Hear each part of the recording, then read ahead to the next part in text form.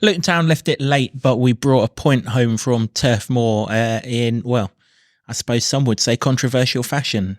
I'll find out from the Lutonian journalist James Cunliffe and Trust board member Helen Gatward their thoughts on Luton's equalising goal as we dissect Burnley 1, Luton Town 1.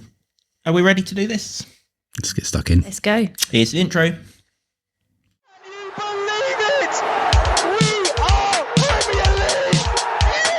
I love this town. I love this town. I love this town. You know what I love about this town is actually you. Everyone in it has got these massive souls. We're Luton people, and that's what we care about.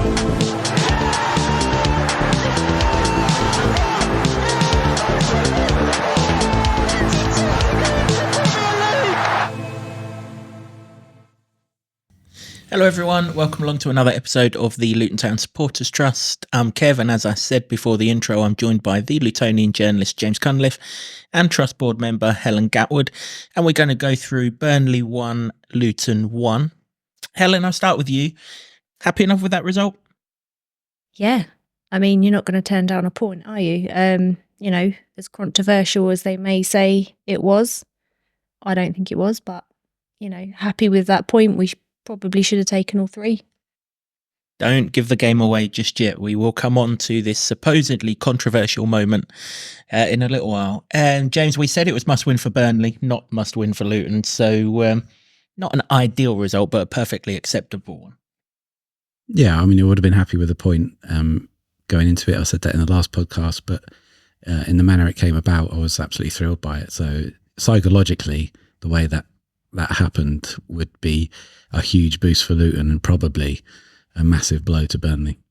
Yeah, in the reverse fixture, we all felt like we had a punch to the guts with their win of sort of 90 seconds after we equalised. So it's kind of nice to give them a punch in the guts back, really, with a late goal. And the fact that they do think it was controversial just makes it all the funnier, really.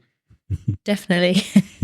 You know, it's maybe a bit harsh to laugh, and we'd probably feel exactly the same if it had been the other way round, but it wasn't, so let's laugh. Yeah, absolutely. Ha, ha, ha. Normally we'd start right at the beginning, but that would be stupid to do that for this one because it was such a supposedly controversial incident, James, but I've seen it millions. I saw it live, obviously. Okay, it was at the other end to where the Luton fans were, so we didn't get the clearest view of it, but what I thought I saw on the night is what I actually saw now. I've seen it on television. Trafford, who, I don't know, I mean, he used to play for Bolton, didn't he? He must have thought that ball was in Bolton. He was so far away from it when he come for that cross. And he just gets nowhere near it, right? He runs into the back of Elijah, who's allowed to stand his ground.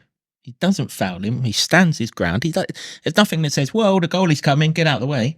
Don't have to do that. And then, you know, Carlton's there to head it in. But there's just no foul there, is there? No. The amount of airtime and column inches that have gone into it trying to explain it to people that aren't having it is quite funny to me because and you get people go, well, you wouldn't be saying this if the shoe was on the other foot. And I said to somebody today on Twitter, no, but I wouldn't like it, but you can't deny the evidence of your own eyes. And I think that's probably what a lot of people are doing. But the only reason there's a debate about this is because goalkeepers have been given too much protection for too many years. And we've all been conditioned and indoctrinated in this belief that if you touch a goalie, it should be a foul. And that's just not in the laws. There's no law in the book that says you can't have any contact or the goalkeeper has extra protection. We've just, for some reason, gone along with this. I don't even think we've all gone along with it, really, because if it does happen in any other game, and it has done throughout our football watching career, we'll get the ump with it because it's in this particular scenario and it snatched 2 points away from Burnley. There's some sort of controversy and I just don't, there just isn't. There's no controversy whatsoever. It's not a foul. No, it really isn't. I mean, if I'm anything to do with Burnley, I'm having a look at the goalkeeper here because he shouldn't come for the cross anyway because he's nowhere, the cross is nowhere near his goal. It's not even in his 6-yard box. He has to come beyond his 6-yard box to get the ball. Realistically, if he doesn't come for that, he stays on his line and Morris heads it at goal, it's going to have to be a hell of a header to go in. So the goalkeeper's made a cock-up in coming for the cross in the first place. He then knows he's made a cock-up because he's absolutely nowhere near this ball. I mean, he goes and collides with Elijah, but Morris scores 2 yards further on, so he's not within 2 yards of the ball anyway. I mean, unless this bloke's Inspector Gadget, he is not getting the ball, is he? I had somebody claim that he probably could have leapt that. Somebody said he was quite elastic. He might have got to that, but Elastic, he'd have had to have come out a bloody cannonball to get anywhere near that. I mean, he's nowhere near it, and it's just It's almost sour like grapes. I suppose it is sour grapes. I think the problem Burnley have got with it is because it was against us. You know, if Man City had scored that goal and it wasn't as important because they thought they were getting 1 point behind us and everything else, maybe they wouldn't have moaned. But I'm sorry, Burnley, you just got to look at your goalkeeper. He had made a cock up, and I'll go back to when we had this situation with Stuart Moore in the playoff semi-final. We weren't bleating and arguing and everything. Everyone said right there and then, what the are you doing coming off of your line for that? You know, that's what didn't have VAR, mind you. didn't have VAR, but you know, critical error from the goalkeeper, and fair play to Carlton Morris, because actually he'd have seen that happening, wouldn't he, in the corner of his eye. And it's so easy to like take your eye off the ball and miss, even though it was an open goal.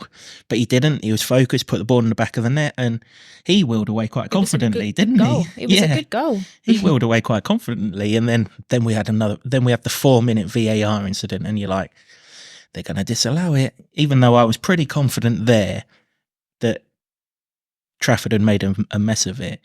You just thought the way the night was going, we'd kind of dominated the game, couldn't put the ball in the net, that they were going to VAR were going to deny us at the end. But fair play to them, they didn't. They got it right for once, and we get a great point. Yeah, 90 plus 2 minutes. They're the goals. Some might also say if the keeper hadn't kept going down on the ball when unnecessary, maybe there wouldn't have been that much time added on.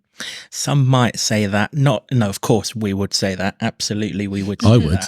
I think that needs to be looked at, because if the directive at the beginning of the season was about time wasting, that is as bad as kicking the ball away. That's a yellow card offence for me. The fact that he keeps doing it.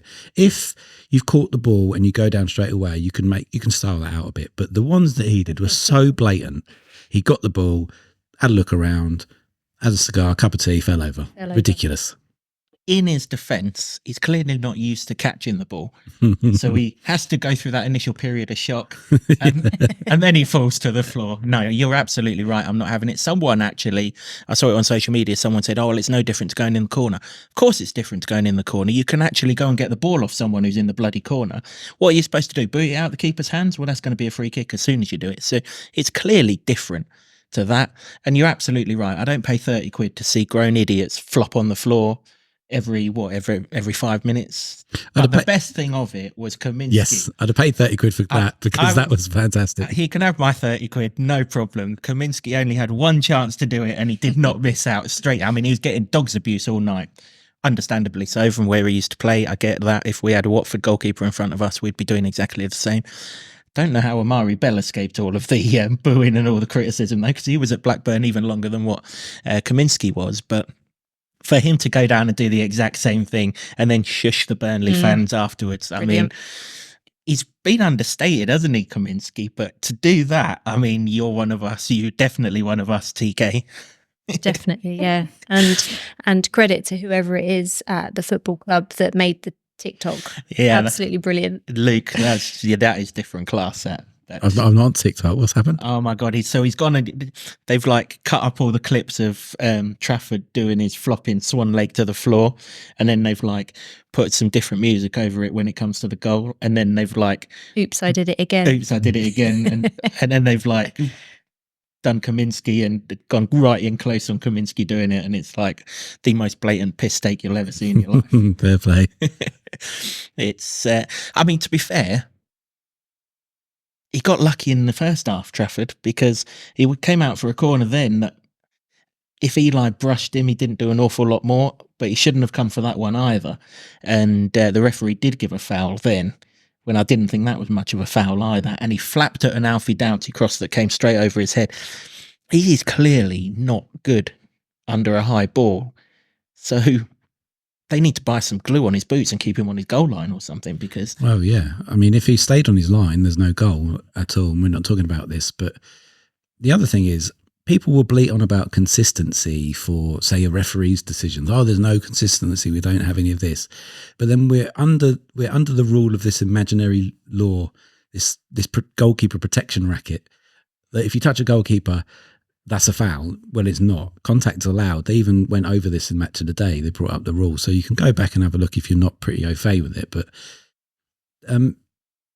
you can't live in this world where a defender can shield the ball out of play at the byline by virtually obstructing a player, and that's fine. And then the goalkeeper gets touched, and that's a foul. That's not, like, you can't have it both ways. The goalkeeper can be touched. That is a thing. When I'm not talking 1958 Cup final when Nat Lofthouse barged Harry Gregg over the line and that was a goal. We're not talking that. But to say that it's a foul when they get touched is ridiculous. I mean, it was even being talked about by the TV pundits at the time, because Robbie Savage was doing co-commentary and he was going, well, it's not a foul, but it's usually given as a foul. It's nonsense. It shouldn't be given as a foul at all, because it isn't. He just stood his ground. If I'm going to give Burnley anything here, it's that maybe he stuck his arse out a little bit, but, and I've sort of done my own little analysis of this on Twitter, you can stop that clip a split second before the contact happens, and James Trafford's knees are in no position to suggest that he's going to be leaping up to get that ball, and he knows it. And he knows it so much that he feels the contact, throws himself to the ground, and expects, because he's had a lifetime of this, expects that he'll just get the decision.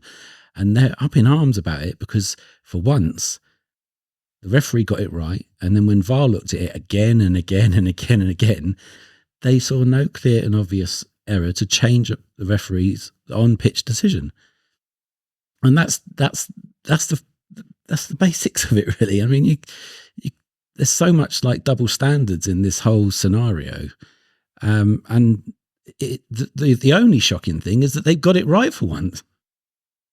Well, yeah, and thank God that they did, because it was the least that we deserved, because I thought it was Luton's best. It's certainly Luton's best away performance. I mean, that's without any question. But also, before you move on as well, if you're talking double standards, if the goalie's doing that and he feels the contact with Elijah and he falls down, then the only thing that should be happening there is a booking for simulation, because he's tried to buy a foul when there isn't one, but that didn't happen. So, you know, you could say they've got it sort of 99% right then, really, in that sense, because they haven't booked him and he's got away with that. But there's so much nonsense being talked about this whole scenario. It's just not a foul, and that the debate should be ended there, but clearly it isn't. Yep. Ultimately, your cocky little bastard goalkeeper, he came for a cross that he was never getting at, came right down the wrong line. He came down the Piccadilly line. The ball was on the Jubilee line. And thankfully, Morris was there to head it home. And yeah, well-deserved point, because Luton were brilliant on the night. With it right up to the final third. I mean, Ross Barkley again, he's just incredible to watch. Every time he gets, I mean, he was pinging that 50-yard diag out to Chio Ogbeni like he was playing a 5-yard pass with his eyes shut. It was ridiculous how many times he done it. And the poor old left-back, he went down injured towards the end of the first half. He wasn't injured. They were just untying his legs from the amount of times that ball had tied him up in knots. It was just, even I started feeling sorry for him. But Ross Barkley, I mean, dear me, he is good. He has been immense. Every game you think, oh, we can't get any better than the last one. And he does. Like, his level of skill is just unbelievable. Some of the way he passes the ball, he manages to, jump around defenders and, still keep the ball at his feet. You kind of sit there mesmerised by it, because it's like, how does he do that? He's brilliant. He is some player. I mean, as I've mentioned a few times on the podcast, I go to games with my sister and we kind of pick our man of the match after the game, sort of between us. And she's looking at other players now, because she said she can't pick Ross Barkley every game. Well, actually, Sarah, you can pick Ross Barkley every game, for the simple reason that it is Ross Barkley every game. He is man of the match. he is so good. I mean, those 50-yard passes, and they were all to him in his stride. Didn't have to cut back or anything. He had that left back on toast, Chio. Just the end bit. That was all it was lacking, wasn't it? Just fine up. And to be fair to Chio, he's got one man to aim at in the box. He only had Elijah. So it's hard to pick him out. But if we could have just had that end product on some of those Barkley passes, we are starting to really purr. Yeah, I mean, the Premier League released a little graphic of him after the game. He was first for everything and maybe second for one other thing in terms of passes, chances created, possession, everything. You mean he can still improve on something? Yeah, he was top draw. I mean, but he is all the time, really. I mean, the one game he was probably been a bit below par was maybe the Bolton FA Cup game, but even then he was probably one of the best players on the pitch. It was just a horrible game. It's what a buy. When you're talking in the transfer window and people saying splash some cash, to have got him for free, to have got him with nobody knowing about it, is unbelievable business, and he looks like he loves it here. And most importantly, as Rob Edwards kind of alluded to, you don't have to worry about signing him down to a long-term contract, Mr. Skyman. We've already done our business with regards to Ross Barkley. Have no worries about that. To be fair to Trafford, he did pull off a good save from Barkley in that first half, didn't he? Because from the angle the wee was out, I thought it was in, and then all of a sudden he saved it. I don't know. I couldn't really tell if it was a save for the cameras as such, but either way, it was going in the top corner and he kept it out. Yeah, it was a good save. Give him credit for that. And I'm surprised Ross Barkley hasn't scored more with some of the shots that he has actually had. Yeah, I mean, you think back to that Newcastle one, the crossbar's still shaking, isn't it? I mean, he gave that a right old thump, but it's not just Ross Barkley, though. Jordan Clark was his first Premier League start, and we're all great. I'm really happy that he's back and that he's starting in the Premier League, because we wouldn't be here without his goal at Wembley, that's for sure. When you saw the team sheet, James, you were like, ooh, where's Jordan Clark going to line up in this? Is it Chio on the left, Clark at right wing back? We've seen him play that position before under Nathan Jones. And then when the team actually lined up on the pitch, Clark's kind of in that inside left Jacob Brown role. Obviously, Jacob Brown was suspended. That came to light in the lead up to the game because none of us remembered that he played for Stoke, because no one remembers. I'm sure he doesn't remember either. No one remembers if he played for Stoke, and that's absolutely sure. But it's like he'd played all season. Look, first starting game in 6, 7, or 8 months, really, proper games, not including that one in Germany. It looked like he hadn't been away. Well, Jordan Clark is just a sublime footballer, isn't he? That's it. He's played in so many positions, excelled. I think, and Nathan Jones got this right, is centre midfield was always going to be his position. And that wasn't necessarily it, but he's got wing play to fall back on as well. That's what he was at Accrington. He can do it all. And he just looks like he's going to make things happen when he's on the pitch and he's on the ball. He had a fantastic first half, that's for sure. And to come in and for that to be his first Premier League start, it just sort of shows he's not up to speed. It just sort of shows you what he can do and what he can be. At every level that he's played football, he's got better. And ever since he's got Luton, he's just gone stratospherically good. And he feeds off the quality of other good players as well. So if he's playing alongside the likes of Barkley and Sambi Lokonga, then of course he's going to get better. And he just needed his shot. I felt he deserved it after Bolton. I was surprised that he got it, because I thought they'd revert back to pretty much the team that played the last game against Chelsea in the Premier League. But I think, he took his chance. That's all you can ask for. Yeah, indeed. The best free transfer of all time played alongside the next best free transfer of all time in that game. And it was great to see. Yeah, it's great that, Clicker, we kind of bond with Clicker, don't we? Because we had him for the 2 seasons, 3 seasons in the Championship, however long it was. But also he's just such a nice guy. Yeah, he's one of those guys that you just can't help but love. Like, he's, great personality. He's great on the pitch, great off the pitch. And I was really pleased to see him slot in there like he'd been playing every game this season. Like, you wouldn't have known that was his first start in the Premier League and first start since the playoff final. Yeah, unbelievable. Yeah, it really was. And of course, yeah, he's been in the away end during his injury as well, and lapping up the atmosphere and everything. So yeah, I was absolutely delighted. Not just that he got his start, but that he proved that he can play in the Premier League. We all knew he could do, but Well, I think he excelled pretty much against Chelsea in the FA Cup game. He played really well. So, I mean, you've got to do it over a sustained period of time, but he showed you he could do it. I mean, I was thinking that, is there ever been a sort of player like him? And I don't think you're in the same position or they've got the same qualities, but maybe Leon Britton, who went through the leagues with Swansea and then just proved himself to be a top operator at Premier League level. He's got the potential to do that. yeah, he does. Yeah, it's selection headache when Brighton come to town in that left sort of wingy role.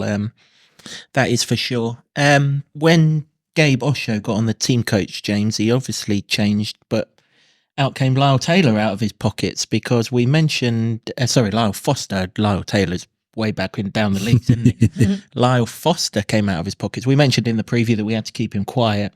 I mean, Gabe kept him quiet and some, really. He wasn't really involved in the game at all. Yeah, I mean, there's a case to say he wasn't really involved that much at Kennel Throw, but he got the goal when sort of Burnley were on top, to be fair. So, he has looked good in all the games that he's had previously, and he's scored a hell of a lot of goals for the amount of games he's played, which aren't many because he had his troubles. But yeah, very, very quiet. I mean, the whole lot of them were. I mean, you've really got to hand it to Luton. The last two games, they've now, we're talking about evolution all the time, and we're seeing it right before our eyes, because against Chelsea and now against Burnley, they've had 60% plus possession.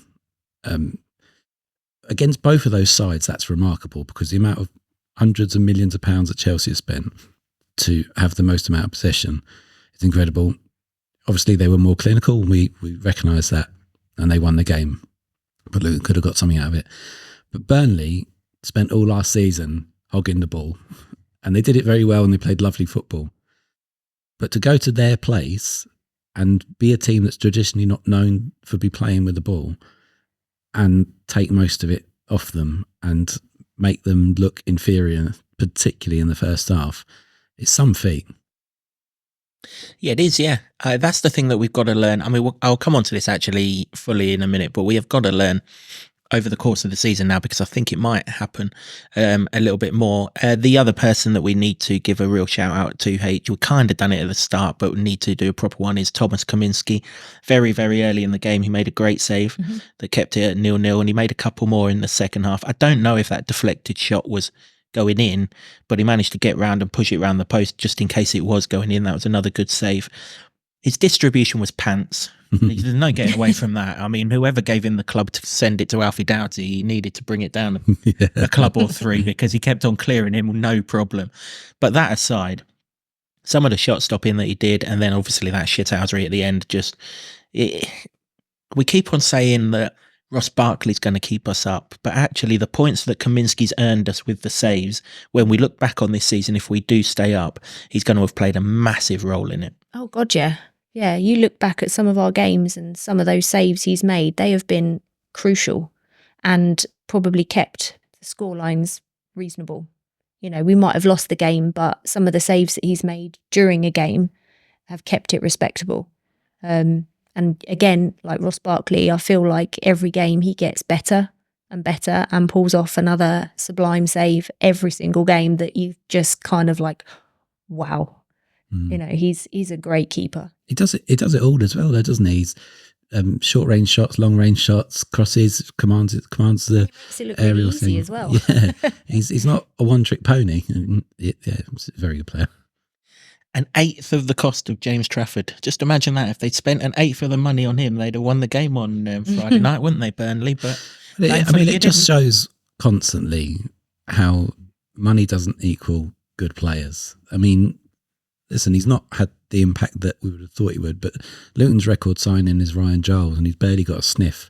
But all these free players that have come in have really taken to it, and he's one of them.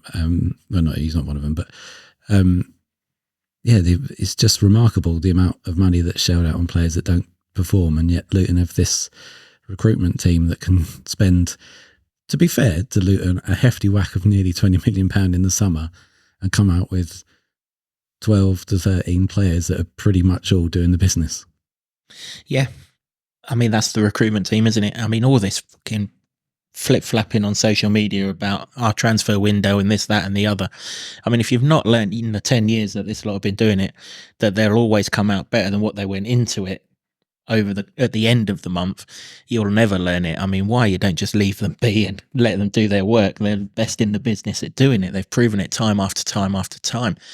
Come the 31st of January, Luton Town will be in a much better position squad-wise than what we are here on the 14th of January. That's just a given. You can take it for granted these days. It's just how it is. And some of these players that we've spoken about are perfect examples of that. I want to speak about one person who has been here for a long time, because it was great to see him come off the bench as well, and that's Luke Berry. Didn't really have a huge impact, but he's that kind of person that he doesn't actually have to have an impact in terms of having the ball at his feet to have an impact in the game. And I think he was close enough in the box when that ball came over for the goal that it kind of had the defenders' interests, and that's why they were worried that Elijah was going to get the ball, which is why the goalkeeper tried to come out for the cross. So just by being in the box, he's actually impacted the game, and obviously he's come right through the leagues with us.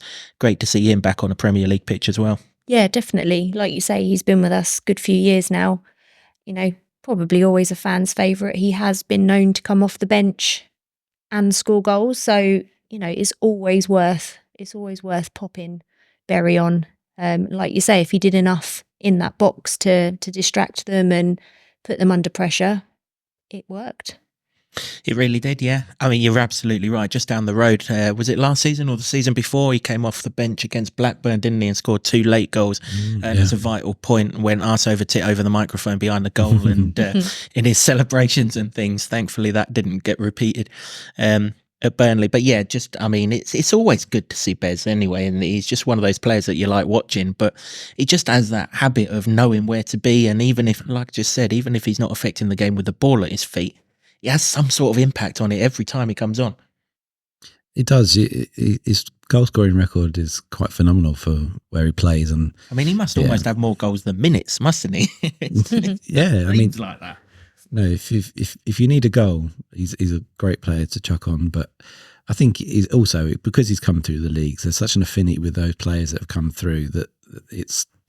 I mean, there is still now with some of the players that have come in this season, and they're showing Barkley and the like. They're not Billy Big Bollocks players, and they're really taken to the task of what the club is about and everything. But you can't beat those squad of players that have done the business all throughout the leagues and got Luton to where they are, and he's one of those that, you know, it's almost like he's a bit the forgotten man at the moment, but not to most fans. I think he's a cult favourite, I would say. Yeah, definitely so. Yeah, I mean, to have gone through his injury as well back in League Two, and you know, here he is in the Premier League. I mean, I've seen people say that when we do make moves in January, he's one that needs to go out. Well, I'm not so sure. I just think he brings so much to us off the field as much as he does on the field. And actually, I don't think what players bring off the field is given enough credit in all of our recruitment. And I mean, I see people criticising Cauley Woodrow, but I know for a fact that his work on the training pitch, he gives everything every single day. And even if he's not doing it on the pitch, the players that are doing it on the pitch are better for Cauley Woodrow's training and raising the standards around that training ground. And yeah, of course, we want people that are going to impact the game, but ultimately you can only pick 11 with 9 on the bench. There's still going to be 5 who ain't getting on the bench. And if Cauley Woodrow's one of them, but he's improving the standards at training, then so be it. It's technical quality as well. I mean, you only have to look at the Norwich goal he scored that kicked off Edward's tenure last season and kicked off the whole promotion push. The technical quality, the strike is unbelievable, but the technical quality for the first touch to be as unbelievable as it was, if he's doing that all the time, I'd imagine. He's just got that quality. Yeah, he has. There's a reason why the club put him in all of these Premier League production videos. It's because he's damn good. It just so happens that players in his position are damn good too, and you know, they've been a little bit more sort of effective. Carlton Morris H, obviously dropped out of the side. Elijah's gone into the side, done absolutely brilliantly, Elijah. So the one way that Carlton can get his way back into the team is by scoring goals. And, well, we needed a goal more than ever on Friday night. And there he was. The man went right place, right time when we needed it. As I said earlier, good finish. Yes, it was an open goal, but he still had to concentrate and get the ball in the back of the net. And he's given him a bit of a headache, but more competition for places up there with, your strikers when they're scoring. They deserve to be in the team. Yeah, certainly. It was a shame to see him dropped out, but I totally get why he was then dropped to the bench, because he had dipped off a little bit. Maybe his confidence had dropped slightly from lack of goals. But yeah, he obviously came on or started Friday, popped up with that header. Happy days. That'll do his confidence the world of good. And hopefully he'll be ready and raring to go Tuesday night. Yeah, that's the thing. He's probably going to get another chance Tuesday night. We'll discuss all of that when we preview that game. But I was delighted for Morris. Amazingly, it's his first official goal from open play, isn't it? I suppose the other two were set pieces and penalties, weren't they? Sorry, other three set pieces and penalties. But as I said earlier, with all that hoo-ha that's going on with the goalkeeper and everything, it's so easy to take your eye off the ball and miss the header or put it wide or whatever. I mean, you see chances missed here. That, I mean, you look at Richarlison at our place. Mm-hmm. He's done exactly that, hasn't he? But Morris made sure the ball was in the back of the net, and we're all the better for it. Yeah, it's going to do him the world of good, isn't it? Because he hasn't scored since September, really. It's a hell of a long time to go without a goal for a player who, in a Luton shirt, has only ever known quite prolific. And I don't think... Well, I know that you couldn't argue with the fact that Elijah was in because he was performing so well, and I think he loves the place so much that he gets that and he understands it. I think they all do. This whole thing about signing players that I'm going to have the ump most of the time. I'm sure there's a little bit of unease when you're not playing, but you've got to. As a fan, I'd be disappointed if a player's not pissed off when he's not playing. Yeah. I don't want someone just sat there taking a wage. I want them to be pissed off, but I want them to, A, show in training why they deserve to play, and B, when they get their chance, because they're always going to get their chance, even if it's only a few minutes here or there, when they get their chance, go and take it, and then you can go up to Rob Edwards and say, well, now you've got a decision to make, haven't you?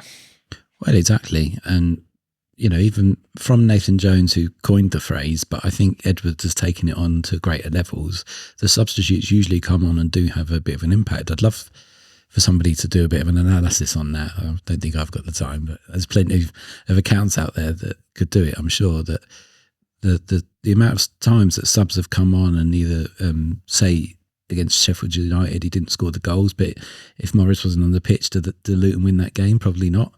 And then he comes on and gets the goal there. So 2 away games on the spin. He's had a massive impact on not only those games, but potentially Luton's season. And he's not the only one. The subs come in on all the time. Chong against Liverpool, another example, that sort of thing. So it does.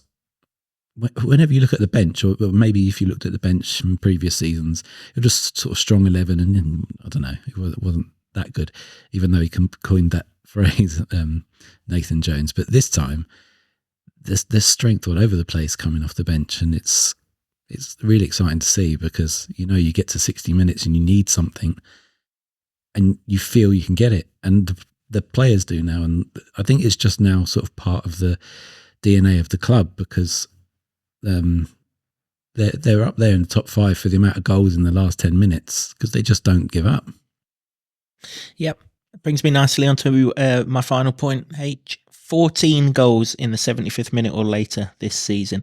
The club, when they tweeted after the game on Friday night, it came with a caption, "Never give up," and obviously the celebrations for the goals. That's ingrained in this team, isn't it? It never gives up, no matter what the situation is. It never gives up, whether you're 3-0 down to Chelsea, whether you're holding on to a win, whether you're fighting for a last-minute winner like James mentioned with that Corley Woodrow goal against Norwich last season. We never ever give up. And those 14 goals, and they'll be added to between now and the end of the season in the last 15 minutes, they could mean so much when we look back on this in May. Yeah, they, you only have to look at them. Years gone by, you probably would have thought, oh, we go a goal down, and our heads did drop. But over these last few years, the mentality has changed. We go, we keep trying. we never give up, and never giving up has obviously proven that you can still score those goals. Keep your heads up, lads. You know, it's still possible. Just because you're a goal down, you should never give up.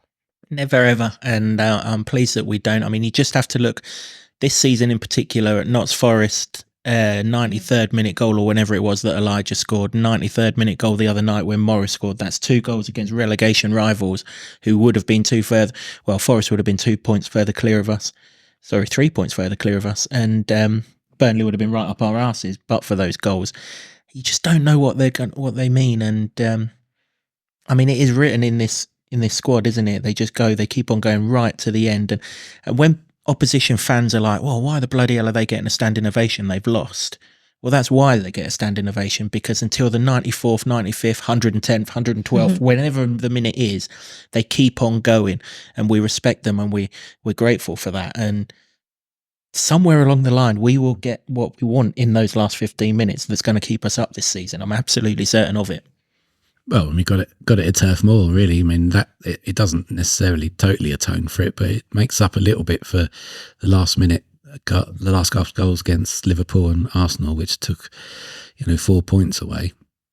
But I think there's a really key psychological aspect of that as well, because and even to the point where Match a Day are telling people, look, this is what Luton are all about.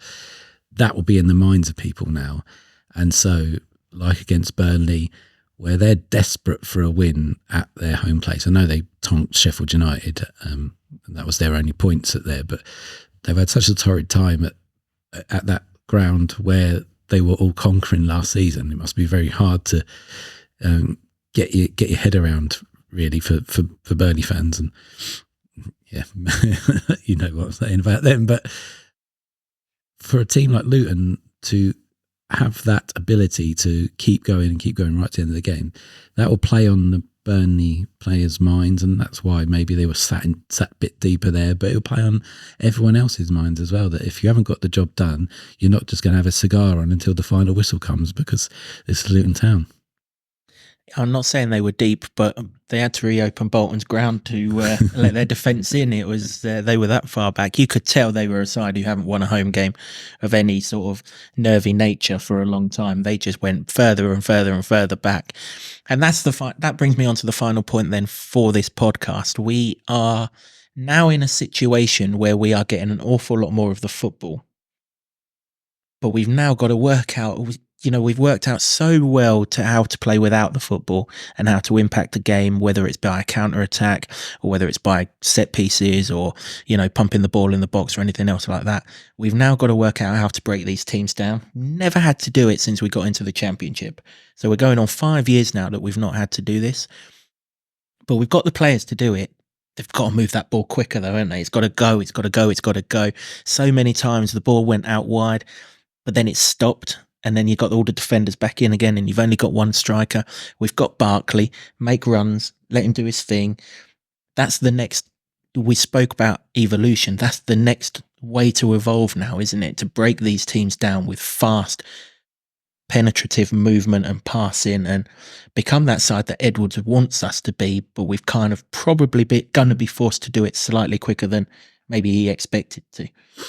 Yeah, but the evolution of every other aspect has happened, so you can bet that it will. It might take a bit of time, and I think there was an incident against Chelsea where Ross Barkley beat a couple of players, burst towards the box. He was looking for somebody to make a movement, and there was nobody making that movement. So that's probably where that would work. But at the same time, I think they can still play the widths that like they do now, a bit quicker maybe. But Doughty's not afraid of whipping a ball in quickly without, maybe even having to look up, or maybe thinking, I don't have to beat this defender, I can just get half a yard of space and whip it in. It's what David Beckham was famous for. I'm not saying he's David Beckham, but he's getting there and he's pretty good.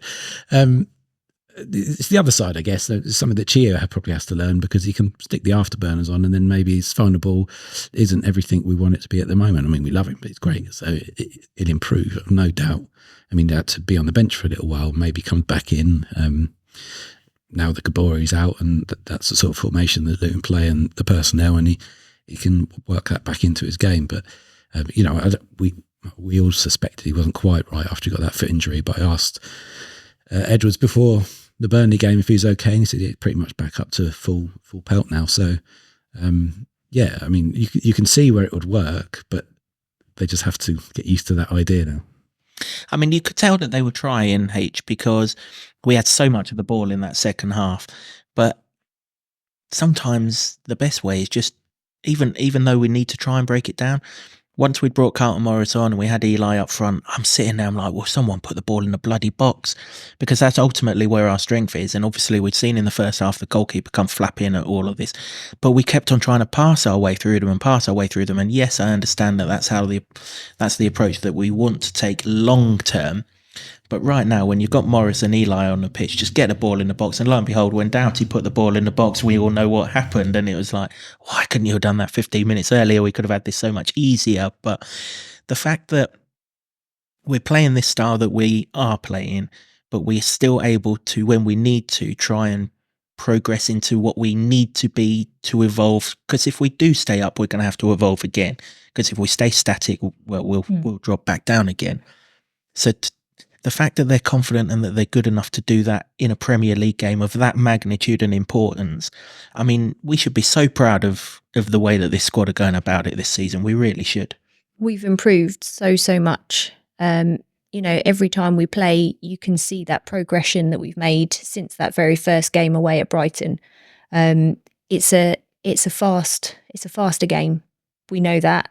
We know from some of our mistakes that we've made, possibly from not realising how quick things can happen in the Premier League.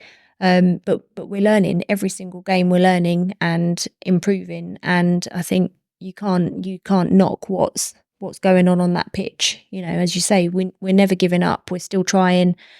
We just need a few more balls in the box. Yeah. In that situation in particular, it's just, when you finally got two target men in there, just ping it in. I mean, Alfie Doughty's left peg. I mean, geez, but I think that was assist number 6 the other night. I don't know how he's only got 6. Someone must lost count. Or well, they're not getting on the end of it. There was the incident in the first half, wasn't there, where he fantastic. We had a Gaza moment. Yeah, fantastic ball into the box. And then Elijah's not particularly read it. So that's one thing that Elijah has to get better at as well. And no doubt he will, because he's been improving. But yeah, it's just sort of the anticipation of it. There's a couple of ones in recent home games where he's flashed it across the box and they haven't really been where he'd want the ball to be. But they'll get it. They will. I think he did read that one in the first half. He came inside, didn't he, to take the defender in, and then he came out, but the ball just had too much pace on it. I don't know. I mean, it'd been pissing down the rain. I don't know if it's fizzed off the ground or whatever, but he just couldn't get there. But yeah, no, so much to take from that. Not least the point, and a point that keeps us comfortably above Burnley. There was a funny moment in the crowd actually when Burnley fans started singing "How shit must you be? We're winning at home." So Luton fans replied with "How shit must you be? We're still above you." And I soon piped down on that one. It's good football bants it was, and a really good away night actually. A bit cold, but it's up north. Can't expect any different to that. And a really, really, really valuable point. I think the main thing that I took away from the game, though, James, is if Trafford's the future of England goalkeeping, we need to take Doughty and Barkley to the Euros, because we've got to win it, because we ain't winning bugger all after it if he's going to be the number one. So you're still not coming to our games, Gareth. Where are you? You're missing out on 2 of your Euro 2024 squad members. And, well, you're not missing out on Barkley, because everyone's telling you more and more every day that Ross Barkley should be in Germany in the summer. And, well, there's no hiding from that, really. No, I mean, they are trying to hide a little bit, because they had the 10 best moments of the month or something in Premier League, and he wasn't in any of them, which is unbelievable.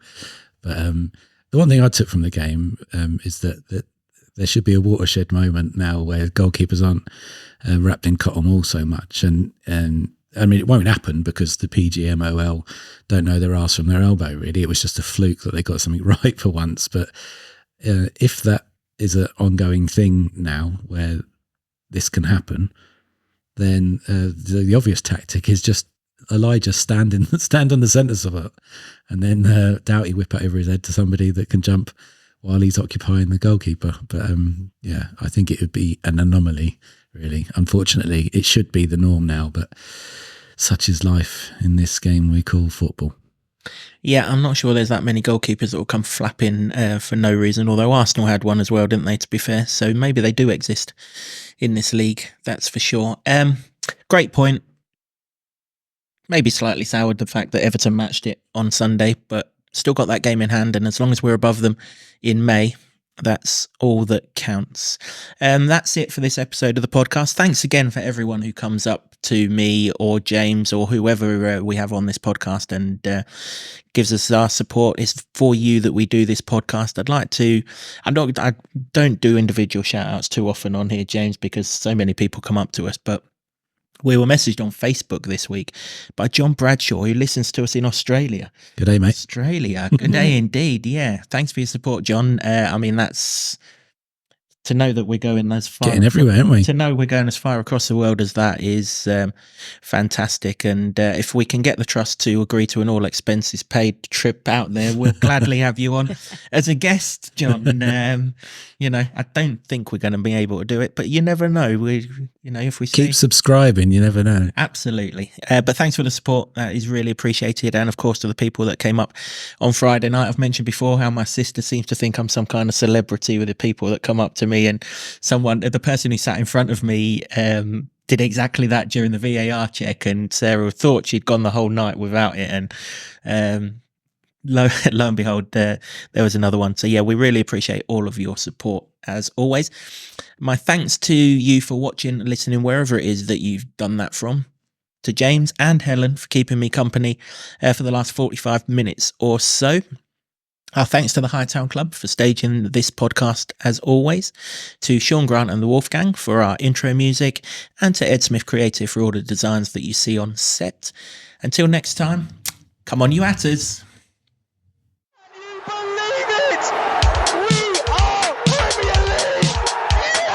I love this town. I love this town. I love this town. You know what I love about this town is actually you. Everyone in it has got this massive soul.